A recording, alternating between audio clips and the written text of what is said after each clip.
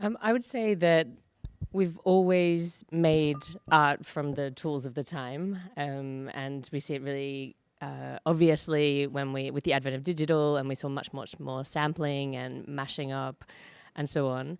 But one really interesting difference, I think, with AI, and particularly generative AI compared to earlier technologies, is that there is, like, these technologies are not going to become sentient, right? And they're not going to take half of all jobs, right? And so the hype men that are out there, and again, I use the gendered language advisedly, that are telling us to worry about those threats. They're doing so for a reason. They want us to look over there. But I think that there are things that we should actually be thinking about, which are over here, and it is going to drastically change the conditions of many kinds of labour markets, including creative labour markets.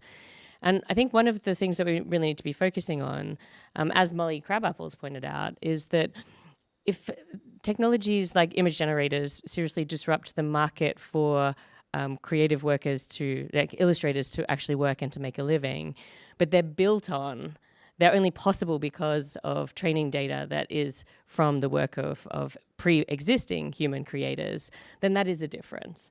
And somebody said to me recently, I just found it so incredibly striking, oh, but you don't understand, artists are just like the buggy whip manufacturers.